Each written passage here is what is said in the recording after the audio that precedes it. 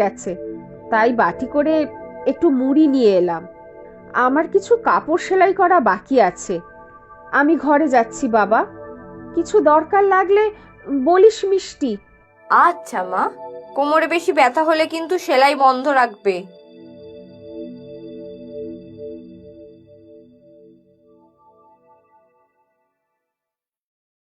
তোর মা মনে হয় এখনো আমাকে ক্ষমা করে উঠতে পারিনি দিদি ভাই। আমি তোর হাতে অল্প টাকা দিয়ে যাচ্ছি, সুযোগ মতো খরচা করিস দিদি ভাই। না দাদু, ও টাকা আমি নিতে পারবো না। মায়ের অপমান করা হবে।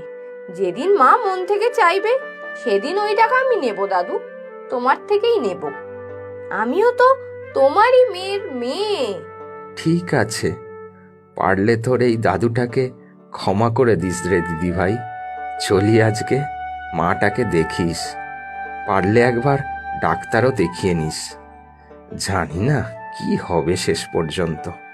হ্যাঁ হ্যাঁ হ্যাঁ, সাবধানে থেকো দাদু তুমিও। চলো তোমাকে একটু এগিয়ে দিয়ে আসি।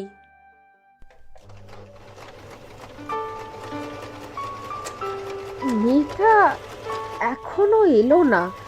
এত রাত পর্যন্ত টিউশনি করলে নিজে কখন পড়াশোনা করবে কে জানে।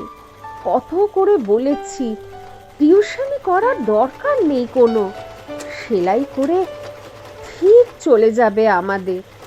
উফ, আজকে আবার এত কোমরে ব্যথা করছে কেন কে জানে। ওই এলো মনে হয়, যাই রে মিষ্টি। তোমাকে দেখে খুব ক্লান্ত মনে হচ্ছে মা, শরীর খারাপ লাগছে নাকি?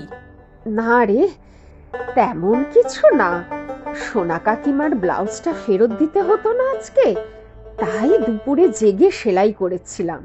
তোমাকে কতবার বারণ করেছি আমি, জোর করে কিছু করবে না। দেখলে তো শরীরটা কেমন খারাপ করে ফেললে। খেয়ে দিয়ে একটু বিশ্রাম করবে, বলে দিলাম। হ্যাঁ রে বাবা, তাই করব। তাড়াতাড়ি খেয়ে তুইও পড়তে বস, সামনেই তো পরীক্ষা।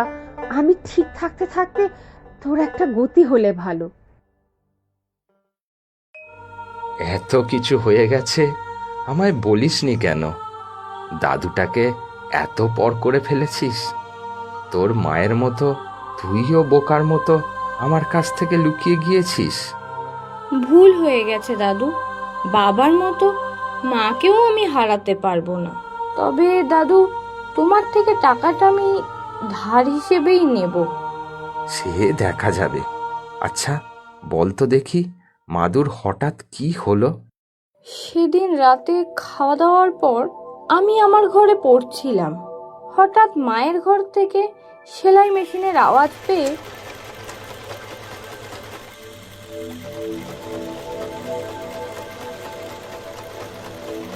তুমি আবার এত রাতে সেলাই নিয়ে বসেছো।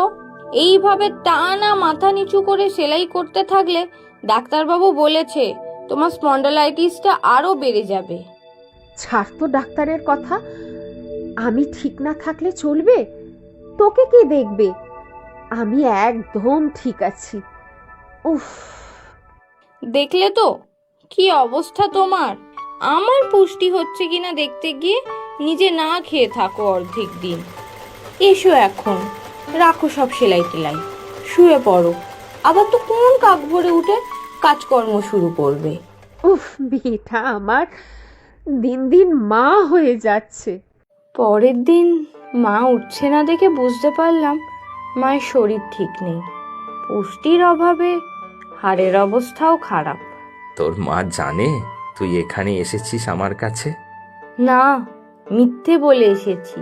মা যদি জানতে পারে তোমার কাছ থেকে আমি টাকা নিয়েছি, মা হয়তো চিকিৎসা করাতেও রাজি হবে না দাদু। কিন্তু মাকে বাঁচানোই এখন বড় ধর্ম আমার। আয় দিদি ভাই, আমার সাথে ঘরে আয়, তোকে একটা জিনিস দেখাই।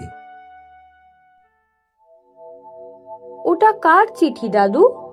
তোর বাবার চিঠি, বলতে পারিস শেষ চিঠি। বাবার চিঠি মানে? ছেলেটা আমাকে একবার ক্ষমা চাওয়ার পর্যন্ত সুযোগ দিল না। যেদিন গেলাম দেখতে সেদিন সব শেষ। তোর মাও অভিমানে ভুল বুঝলো আমাকে। কি লেখা আছে চিঠিতে? তোর বাবা লিখে গিয়েছিল, দিনুর অবর্তমানে যেন আমি তোদেরকে দেখি, কিন্তু